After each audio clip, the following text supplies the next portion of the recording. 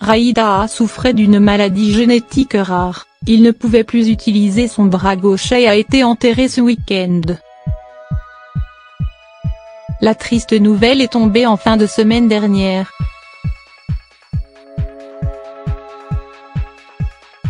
Raïda, emblématique chanteur, est décédé.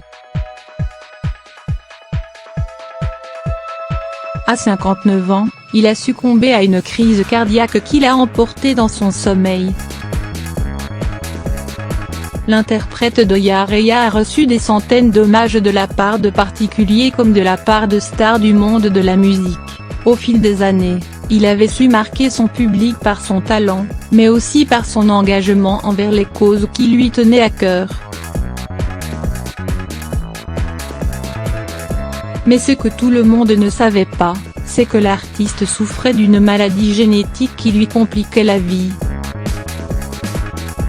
Son ami et producteur Michel Levy s'en est ouvert auprès du Parisien. Il avait une maladie génétique et la dernière fois que l'on s'est vu, il m'avait dit qu'il aimerait bien en parler un jour à la télé, dans une émission de santé. Je n'ai pas osé lui demander de quoi il s'agissait vraiment. Il était très discret sur le sujet.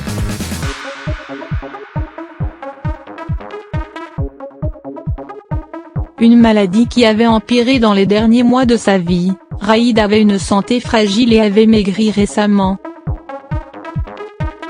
Et il n'utilisait presque plus son bras gauche.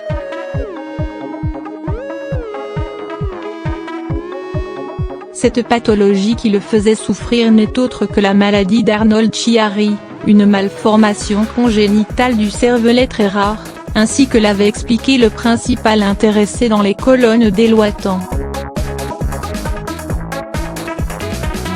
J'en ai marre que les gens me prennent pour quelqu'un de bourré sur scène.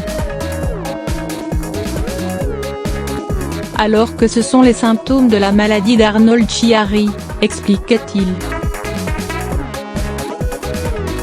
Cela génère un dérèglement dans le corps.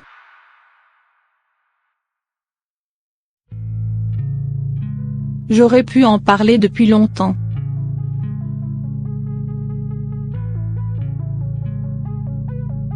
Je ne voulais pas qu'on ait pitié de moi.